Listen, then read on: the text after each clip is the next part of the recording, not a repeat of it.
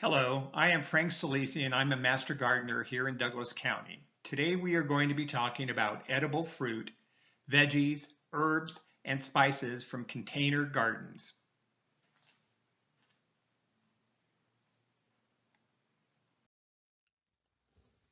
Colorado State University Extension is a joint agency between the United States Department of Agriculture, USDA, federal partner, Colorado State University, state partner, and Colorado County's local partner.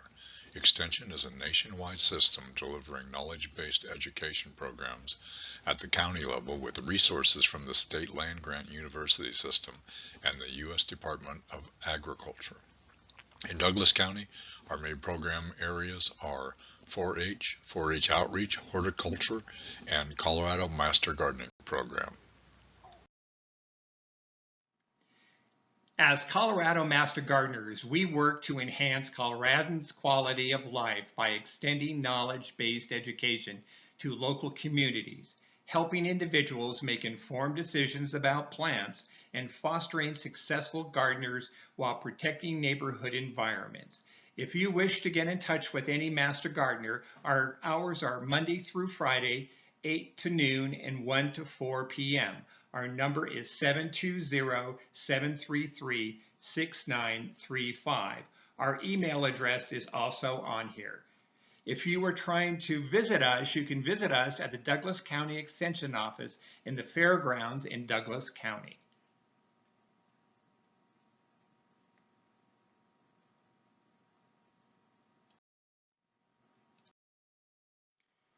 Imagine this container just outside your kitchen door, on your patio, or even on your balcony. Look at this little white container and look at how many plants we have in it. Let's see, there's some chives, I see some rosemary, I see some basil, and I see some mint.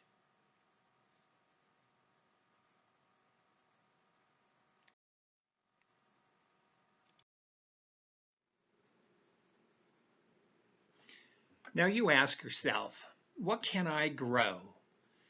Let's see, I better ask these guys because they know it and they're from CSU Extension. They'll give us the guidance. Let's share our own successes and lessons.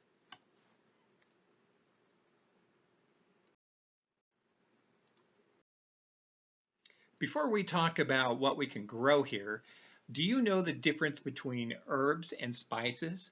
Herbs and spices come from different parts of the plant. An herb is the green leafy part of the plant. As you see to the right, there's parsley. A spice can come from the root, stem, seed, fruit, flower, or bark of the tree or plant. A plant can be the host to both an herb and spice at the same time. The coriander plant that you see to the right produces both cilantro and coriander. Cilantro is the herb made from the leaves of the plant, and coriander is the spice made from its seeds.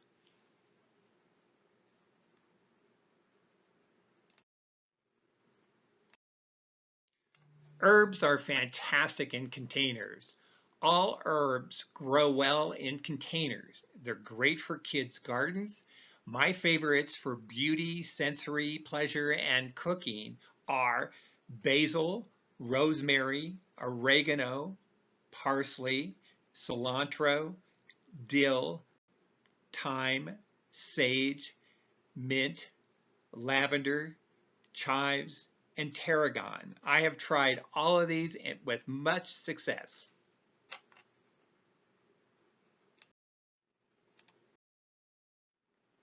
The best vegetables to grow in containers here in Colorado are greens and lettuce, cucumbers, carrots, radishes, peppers do great here, baby peas, beets, eggplant, my favorite, and bush beans.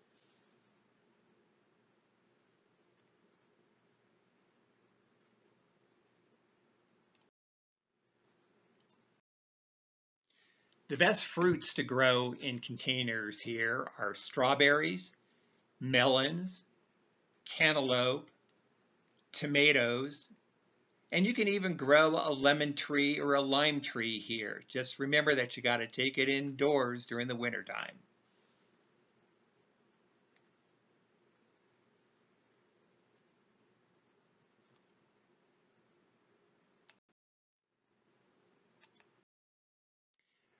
Before we plant, we better start talking about being creative with the type of container that we're going to use. Now, take a look at this. This is half of a, I'm going to say, whiskey barrel that has been cut in half growing strawberries.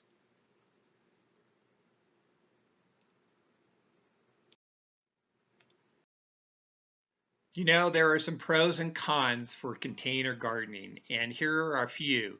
Pros: ideal for small areas such as patios and balconies, portable and suitable for many lifestyles, that adds an instant landscaped look with colors and textures. How about better soil quality? Easier than digging up and amending poor soil that we have here in Colorado. Soil warms quicker, ideal for people with limited mobility, less stooping and bending, fresh produce on your fork. The cons: watering and fertilizing are needed more frequently.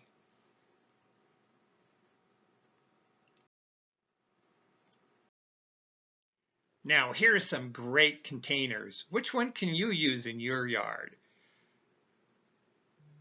Use your imagination.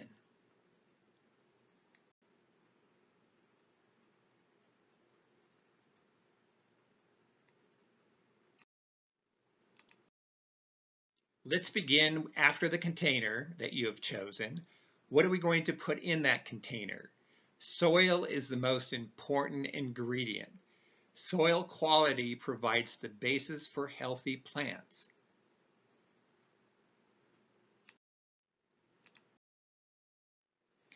Let's talk about the soil that you're going to be putting in your container. The best kind is potting soil. It may contain pasteurized soil. Sphagnum peat moss holds water and nutrients. Vermiculite for water retention. Perlite to loosen the mix for air movement. Compost manure. We suggest you don't use native soils because there is just too much clay that compacts and impacting the root growth of your plants.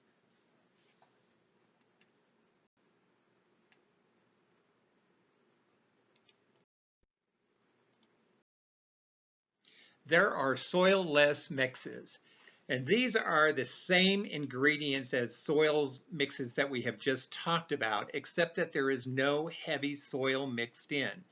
If used for top-heavy plants, make sure you fill the bottom 10% of the container with clean sand to add weight so that the container itself will not tip over as your plant gets top-heavy.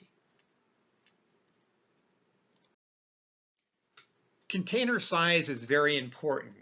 Um, we give you some recommendation here that you really should follow for plants that are going to grow to be a mature size. For instance, tomatoes, eggplant, and peppers, cucumbers, and cabbage and beans really need a 5-gallon pot, where beets, carrots, lettuce, and green onions, you can get away with a 3-gallon pot, and herbs and radishes, you can use a 1-gallon pot. Also on here is how much material needs to be put into the pot. And this would be your soil that you're putting in.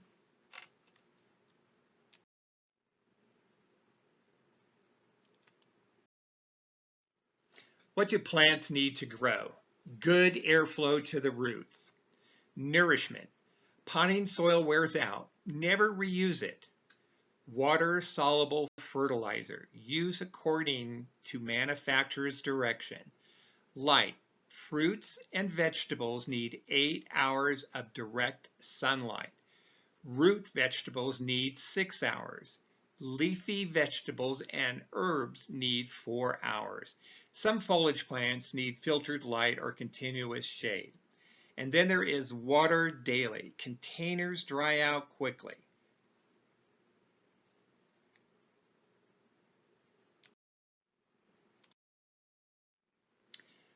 How to plant. This page covers both if you are starting plants from seeds or if you are transplanting. First of all, if you are starting with seeds, plan on April 1st for the indoor start. Make sure you are reading the seed package for directions for planting depth and timing. On transplanting, water the plants before you repot them. Gently remove the plants from the pots. Rough up the exposed roots gently to encourage root spreading and growth.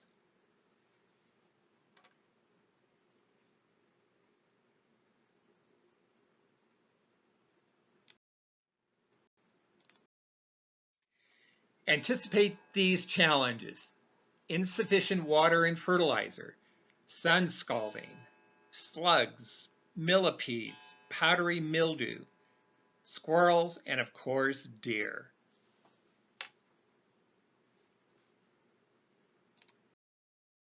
And the likely results are a bounty of fresh produce from late May through October. Can overwinter herbs, especially rosemary.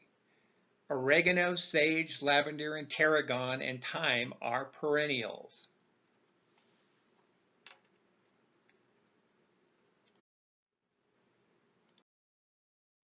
Here are a few books that you can probably pick up at your library or also in your local bookstore. The first book is A Container Gardening for Kids. The second book is Homegrown Herbs. And the last book is The Edible Container Garden. Please enjoy.